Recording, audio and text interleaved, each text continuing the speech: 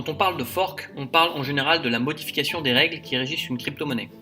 Même si le terme fork peut être interprété de différentes façons selon le contexte, comme par exemple un fork software, lorsqu'un ou plusieurs développeurs développent sur un code qu'ils ont dupliqué puis modifié séparément des autres développeurs, ou un fork Git, lorsqu'un ou plusieurs développeurs développent temporairement une base de code séparément des autres développeurs.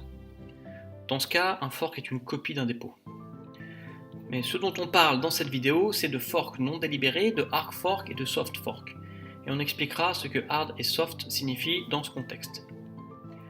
Pour bien comprendre le principe de fork, on doit clarifier les principes de gouvernance qu'il y a derrière une crypto-monnaie comme Bitcoin. Qui décide de quoi? Comment ça marche? En fait, personne n'a le contrôle du système, c'est son principal intérêt. Des règles mathématiques régissent l'écosystème, il n'y a pas de chef, il n'y a pas de propriétaire. Les développeurs peuvent implémenter de nouvelles règles, mais les mineurs décident ou non de changer leur programme de minage, de même que les utilisateurs ou les marchands décident de mettre à jour leurs applications ou leur portefeuille. Je supposerai dans cette vidéo que vous savez ce que c'est qu'une blockchain et comment ça marche dans les grands principes. Vous savez quel est le rôle des mineurs dans le processus de création de crypto-monnaies et de validation des transactions.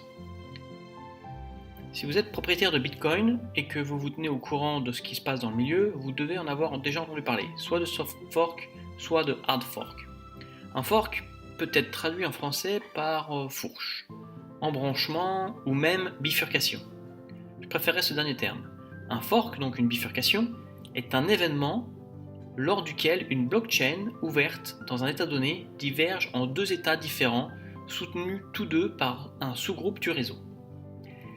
Les deux groupes suivent alors des conventions différentes qui font que la façon dont ils considèrent l'historique des transactions est partiellement différente. Il s'agit d'une différence de point de vue, de perspective, sur l'état actuel, courant, de la blockchain. En fait, ça arrive régulièrement plusieurs fois par semaine, sans que personne n'en parle, et c'est tout à fait normal. Cela fait partie du processus de mise en place du consensus. C'est dû au temps de propagation entre les nœuds du réseau.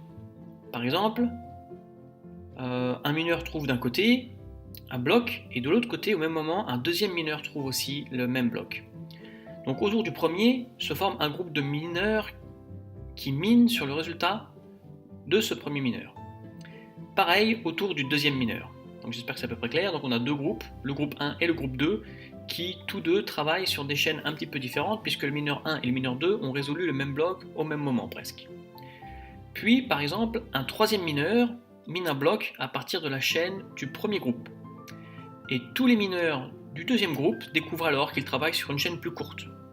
Ils se disent, la chaîne avec le plus long nombre de transactions a un parent différent que celui que je connais, je change de chaîne. Et la vie continue. Ça arrive encore plus souvent dans Litecoin que dans Bitcoin, car la génération de blocs est plus rapide. C'est un fork non délibéré. Il y a d'autres forks, ceux pour lesquels une partie du réseau souhaite changer les règles, et ces règles peuvent ne pas être compatibles avec les règles du reste du réseau.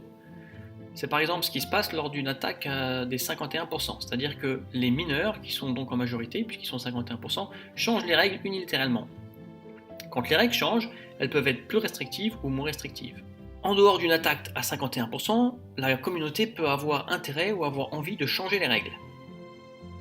Quand ils changent les règles, il y a deux cas. Soit les règles sont moins strictes, c'est un hard fork, une partie du réseau va considérer comme valide certaines nouvelles transactions, ou au contraire, certaines transformations peuvent être mineures et rétro-compatibles, on parle alors de soft fork. Pour un soft fork, certains utilisateurs utilisent des règles plus strictes, d'autres gardent les anciennes règles, et tout se passe très bien, on a une seule blockchain commune. C'est un peu comme si une ville acceptait sur son réseau routier des piétons, des vélos, des voitures et des camions. Et si un groupe d'habitants décide unilatéralement de ne plus utiliser de voiture et de privilégier le vélo et la marche, ça ne change rien pour les automobilistes. La configuration de la ville reste la même, le code de la route ne change pas, les feux rouges restent les mêmes. C'est un soft fork. Les fans de vélo peuvent continuer à essayer de convaincre les automobilistes d'arrêter de prendre leur voiture, mais la carte de la ville n'est pas modifiée pour autant. Si la communauté se propose de changer les règles et que ces modifications sont moins restrictives, on fait face à un hard fork. Dans l'exemple de notre ville, cela signifie que certains habitants souhaite introduire des lignes de tram ou permettre la conduite de chars d'assaut en pleine ville, par exemple. Il faut faire des travaux, peut-être élargir les routes et adapter le code de la route au nouveau type de véhicule.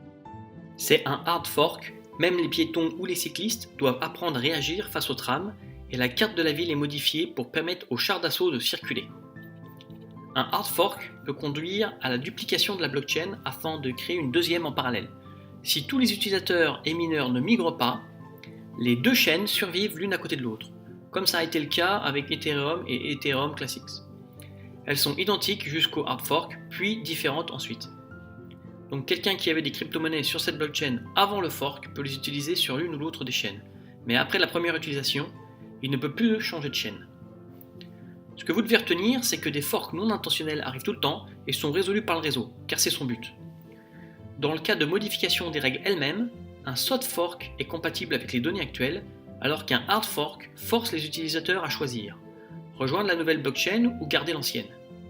Si tous ne migrent pas vers la nouvelle, alors les deux blockchains parallèles sont conservées.